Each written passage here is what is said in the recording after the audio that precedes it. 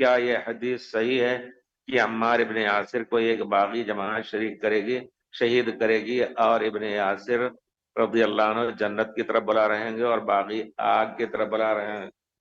ماشاء اللہ.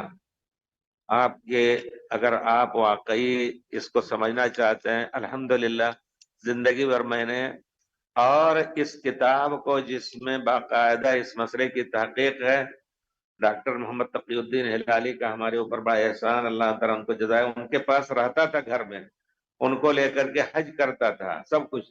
حج میں ہم نے وہ کتاب پڑھی، العواصم من القواسم. یہ کتاب ہے، عربی بھائی لوگ جانتے ہوں گے، العواصم من القواسم. اس میں حدیث تو صحیح ہے کہ عمار ابن یاسر کو تقتلہ الفئۃ الباغیہ، باغی جماعت جو ہے وہ قتل کرے گی. آپ یقین جانیے، تحقیق یہ ہے کہ حضرت ابو معاویہ رضی اللہ تعالیٰ عنہ اور عمرو بن عاص اور ابو موسیٰ اشعری کے درمیان جو صلح کی بات ہوئی تھی، صلح کی بات ہوئی کہ قرآن حدیث پر عمل کر کے ہم فیصلہ کریں گے اور جو مستحق خلافت ہے وہ خلافت لے گا. اور کب یہ ہے؟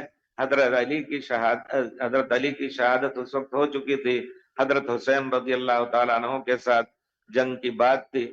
تو جب یہ دیکھا کہ نہیں حضرت علی ہی کے زمانے میں تھا یہ، حضرت یاسر کا قصہ، عمار بن یاسر کا، تو یہ ہوا کہ عمرو بن عاص اور ابو موسیٰ اشعری کو حکم بنایا گیا اور کہا گیا کہ آپ لوگ فیصلہ کر دیں، جو حکومت کا مستحق ہے اور حضرت عثمان کے قاتل کو جن کے ساتھ ہیں ان کو پکڑ کر کے ان کو سزا دی جائے، فیصلہ کر دیں، ہم سب اس پر عمل کریں گے. انہوں نے جو باغی جماعت تھی جنہوں نے حضرت عثمان کو قتل کیا تھا، حضرت معاویہ کی فوج میں بھی تھے کچھ لوگ اور کچھ لوگ حضرت علی کی فوج میں تھے.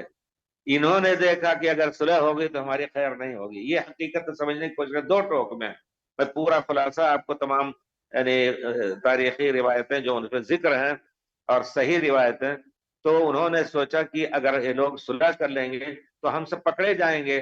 تو انہوں نے صبح ابھی نہیں ہوئی، رات کے اندھیرے میں دونوں طرف سے تیر اندازی شروع کر دی اور پھر وہ صلح جس پر اتفاق ہوئی تھی، وہ صلح ایک دوسرے کو متہم کرنے کی، انہوں نے پہلے ہمارے اوپر تیر بھیجا، پھر اس کے بعد انہوں نے ہمارے اوپر تیر بھیجا.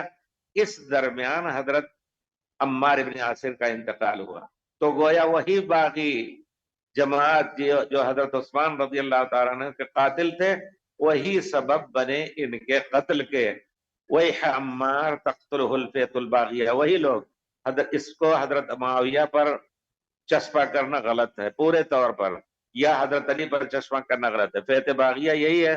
پھر اس کے بعد وہی لوگ جب حضرت علی رضی اللہ تعالی عنہ اپنی طرف حضرت معاویہ کو چھوڑ دیا انہوں نے، اور اپنی طرف مسلمان ادھر حضرت معاویہ علی کے پاس تھے، ہر ایک اپنی جگہ پر تھا، اور اسلامی قوانین کی تنفیذ دونوں طرف ہو رہی تھی.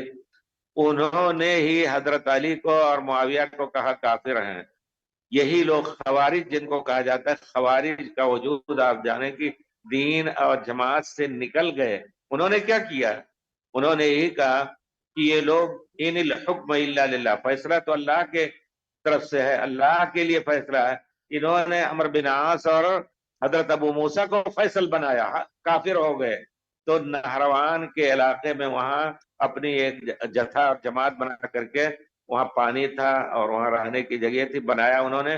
جو بھی ادھر سے گزرتا تھا اس کو قتل کر دیتے تھے. خباب بن عارت رضی اللہ تعالیٰ عنہ گزر رہے تھے ادھر سے، ان کی لونڈی حاملہ تھی، ان کو قتل کیا اور پھر اس کے بعد ان کی لونڈی کا پیٹ چاک کر کے اور اس بچے کو بھی قتل کر دیا اس سب نے. تو یہ اتنے سخت تھے. بہرحال تو یہی ہیں جنہوں نے حضرت عمار بن یاسر کو قتل کیا یا سبب بنے دونوں طرف سے قتل کرنے کا. یہ ہے اس کی تحقیق. اب اگر کوئی کسی کے دل میں رافضیت اور اس کے دماغ میں بھری ہو تو اب جو کچھ کہے، لیکن تاریخی طور پر جو چیز صحیح ہے اس کو دیکھ کر کے آپ کا دل مطمئن ہونا چاہیے. ڈھونڈیے انشاءاللہ.